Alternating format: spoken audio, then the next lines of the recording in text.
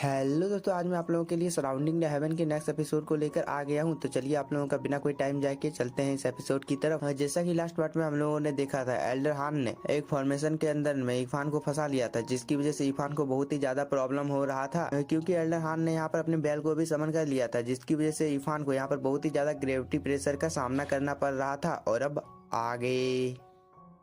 इस एपिसोड की भी शुरुआत बिल्कुल उसी सीन से होती है, जहां पर ये बेल इरफान के ऊपर अपने ग्रेविटी प्रेशर से हमला कर रहा होता है। इस चीज को देखकर एल्डर हान इरफान को बोलता है, और तुम इतने ज्यादा कम उम्र में इतने ज्यादा पावरफुल हो गए, अगर मैंने तुम्हें यहाँ पर जिंदा छोड़ दिया तो तुम फ्यूचर में जरूर ही मेरे लिए परेशानी पैदा करोगे। एल्डर हान ये सब बोल ही रहा होता है, लेकिन तभी हम लोगों को इरफान को दिखाया जाता है, जो की इस ग्रेविटी प्रेशर की वजह से बहुत ही ज्यादा गुस्से में आ गया था, और वो अपने ग्रीन वुड सील को यहाँ पर एक्टिवेट कर देता है। इस चीज को देखने के बाद एल्डर हान बहुत ही ज्यादा शॉक हो जाता है, क्योंकि ये ग्रीन वुड बहुत ही ज्यादा रेयर ट्रेजर है जो कि इरफान के पास है। लेकिन तभी हम लोगों को इरफान को दिखाया जाता है, जो कि अपने ग्रीन वुड से इस बैल के ऊपर हमला कर देता है, जिसकी वजह से ये ग्रीन वुड अपने चपेटे में इस बैल को लेने लगता है, जो कि आप लोग स्क्रीन पर साफ साफ देख ही सकते हो। और इस चीज को एल्डर हान भी देख लेता है, जिसकी वजह से वो अपनी बैल की पावर को बढ़ाने लगता है। लेकिन तभी इरफान भी कहाँ पीछे रहने वाला था, वो अभी अपने ग्रीन वुड की पावर को बढ़ाने लगता है। और इरफान बोलता है, मैं नहीं जानता हूँ कि हम दोनों के ट्रेजर में से कौन सबसे ज्यादा पावरफुल है, लेकिन मैं यहाँ पर हार नहीं मान सकता हूँ। और वो ये बोलकर अपने ट्रेजर की पावर को और भी ज्यादा बढ़ा देता है, जिसकी वजह से ये ग्रीन वुड अपने अंदर में इस बैल को निकलने लगता है, जो कि आप लोग स्क्रीन पर साफ साफ देख ही सकते हो। इस चीज को देखकर एल्डर हान बहुत ही ज्यादा गुस्से में आ जाता है, लेकिन तभी इरफान एल्डर हान के ऊपर हमला कर देता है, जिसकी वजह से एल्डर हान घिसते हुए बहुत ही ज्यादा दूर चला जाता है। और इरफान इस चीज का फायदा उठाकर एल्डर हान को बहुत ही ज्यादा पीटता है। इसके बाद एल्डर हान को इरफान बोलता है, मैंने तो आपको एक बात बताई ही नहीं है, हान फेई को मारने वाला और कोई नहीं है, वो मैं ही हूँ। इस पर एल्डर हान बोलता है, तुमने ही हान फेई को मारा था, आज मैं तुम्हें इस चीज के लिए जिंदा नहीं छोड़ूंगा, चाहे इसमें मेरी जान ही क्यों ना चली जाए। इस पर इरफान एल्डर हान को बोलता है, तुम्हें जो भी करना है जल्दी कर लो, क्योंकि तुम्हारे पास ज्यादा टाइम नहीं है, क्योंकि इस जगह के चारों तरफ मैंने एक फॉर्मेशन को बना कर रखा है, जिसकी वजह से तुम चाहकर भी यहाँ से भाग नहीं पाओगे। इस बात को सुनने के बाद एल्डर हान अपनी चारों तरफ देखता है, जहाँ पर सच में एक फॉर्मेशन बना हुआ होता है। इस चीज को देखने के बाद एल्डर हान अपने पैरों के ऊपर खड़ा होने की कोशिश करने लगता है, और वो कुछ ही देर में खड़ा हो जाता है। इसके बाद वो इरफान को बोलता है, तुम इतनी ज्यादा कम उम्र में इतने ज्यादा पावरफुल कैसे हो गए। इस पर इरफान एल्डर हान को बोल देता है कि मैं इस चीज के लिए आपके भाई का शुक्रिया अदा करना चाहता हूँ, क्योंकि उसने अपने पूरे जीवन में जितने भी ट्रेजर को इकट्ठा किया था, उन सभी ट्रेजर की वजह से ही मैं आज इतना ज्यादा पावरफुल हूँ। क्योंकि तुम्हारे भाई के पास जितना भी ट्रेजर था, उसके मर जाने के बाद वो सभी ट्रेजर मुझे मिल गए, जिसकी वजह से मेरी कल्टीवेशन करने में मुझे बहुत ही ज्यादा मदद मिली। और इस चीज की वजह से तुम आज देख ही सकते हो कि मैं कितना ज्यादा पावरफुल हूँ, और इस चीज के लिए मैं दिल से तुम्हारे भाई का शुक्रिया अदा करता हूँ। और तुम्हारे भाई के पास से जो ट्रेजर मिला है, मैंने अभी तक उन्हें अच्छी तरह से नहीं समझा है, जिसकी वजह से मैं अच्छी तरह से इनका यूज नहीं कर पाता हूँ। जिस पर एल्डर हान बोलता है, तब तुम उन ट्रेजर का क्या करोगे, तुम इस बात को जानकर क्या करोगे, मैं भी तुम्हें बहुत ही जल्दी तुम्हारे भाई के पास पहुंचा दूंगा, तुम उससे जाकर पूछ लेना। इस पर एल्डर हान को बहुत ही ज्यादा गुस्सा आ जाता है, और वो दोबारा से अपने पावर को एक्टिवेट कर लेता है, और उससे इस ग्रीन वुड के ऊपर हमला करने लगता है, ताकि वो डिस्ट्रॉय हो जाए और उसका ग्रीन वेल बाहर आ जाए। और एल्डर हान यहाँ पर बिल्कुल ऐसा ही करता है। कुछ देर में यह ग्रीन वुड डिस्ट्रॉय हो जाता है, जिसकी वजह से एक हेवनली मिनर यहाँ पर आ जाता है, और उससे एल्डर हान इरफान के ऊपर हमला करने लगता है, जिसे इरफान डॉज कर रहा होता है। और इरफान जैसे इस हेवनली मिनर के ऊपर हमला करता है, तो उसे पता चलता है कि यह बहुत ही ज्यादा पावरफुल है, क्योंकि इस हेवनली मिनर ने इरफान को बहुत ही ज्यादा दूर फेंक दिया होता है। और एल्डर हान दूर से बोल रहा होता है, तुम आज कुछ भी कर लो इरफान, लेकिन मैं तुम्हें आज यहाँ पर मार डालूंगा। और वो ये बोलने के बाद कंटिन्यू इरफान के ऊपर हमला करने लगता है, लेकिन इरफान भी इन सभी अटैक को डॉज कर रहा होता है, और वो फ्लाई करते करते अपने मन में सोचता है, मुझे कुछ भी कर इस चीज से अपना पीछा छुड़ाना होगा, नहीं तो मैं यहाँ पर एल्डर हान के हाथों से मारा जाऊंगा। और वो ये बोलकर एक जगह पर आ जाता है, और इरफान एल्डर हान को बोलता है, भले ही तुमने मेरे ग्रीन वुड को डिस्ट्रॉय कर दिया है, लेकिन अब तुम मेरे इस पावर का सामना करके दिखाओ। और वो ये बोलकर वो कुलीन फैमिली के रिबन को यहाँ पर अपेयर कर लेता है, जिसकी पावर बहुत ही ज्यादा होती है, क्योंकि इस रिबन के बीच में एक हेवनली मिनर होता है, जो कि आप लोग स्क्रीन में देख ही सकते हो। और ये हेवनली मिनर सीधे जाकर एल्डर हान के अटैक के ऊपर हमला कर देता है, जिसकी वजह से इन दोनों हेवनली मिनर के बीच में फाइट होने लगती है, जो कि दिखने में बहुत ही ज्यादा खतरनाक लग रहा होता है। लेकिन तभी हम लोगों को इरफान के हेवनली मिनर को दिखाया जाता है, जिसकी पावर बहुत ही ज्यादा होती है, और वो अपने एक फाइनल मूव से एल्डर हान के हेवनली मिनर को डिस्ट्रॉय कर देता है, जिसकी वजह से यहाँ पर ग्राउंड में चारों तरफ एनर्जी फैल जाती है। इस चीज को देखने के बाद इरफान अपने हेवनली मिनर की पावर और भी ज्यादा बढ़ा देता है, और उससे एल्डर हान के ऊपर हमला कर देता है, जिसकी वजह से एल्डर हान बहुत ही ज्यादा दूर चला जाता है। और एल्डर हान जब तक कुछ समझ पाता है, तब तक इरफान एल्डर हान के पीछे आ जाता है, और उसे एक जोर का पंच मारता है, जिसकी वजह से वो दूर जाकर गिरता है। और इस अटैक की पावर बहुत ही ज्यादा होती है, जिसकी वजह से एल्डर हान बहुत ही ज्यादा इंजर्ड हो गया होता है। लेकिन तभी हम लोगों को इरफान इरफान को दिखाया जाता है, जो कि अपने रिवन और हेवनली मिलर को अपने पास बुलाने लगता है और वो इन दोनों ट्रेजर को अपने पास रख लेता है। इसके बाद इरफान एल्डर हान को जान से मारने के लिए उसके पास जाने लगता है। इस चीज को देखकर एल्डर हान बहुत ही ज्यादा घबरा जाता है और वो बोलता है आखिरकार इस लड़के के पास इतने ज्यादा पावरफुल ट्रेजर क्या कर रहे हैं। लेकिन तभी इरफान एल्डर हान को बोलता है आपके पास जो स्किल है वो बहुत ही ज्यादा अच्छी है, जो कि मेरे पास नहीं है, लेकिन आपको चिंता करने की जरूरत नहीं है, मैं आपको मारने के बाद उस चीज को हासिल कर लूंगा। इस पर एल्डर हान बोलता है अगर तुमने मुझे मार डाला तो लिंक्सी केव के जितने भी एल्डर हैं वो सभी लोग तुम्हारी जान के दुश्मन बन जाएंगे, जिसकी वजह से तुम्हें अंत में मरना होगा।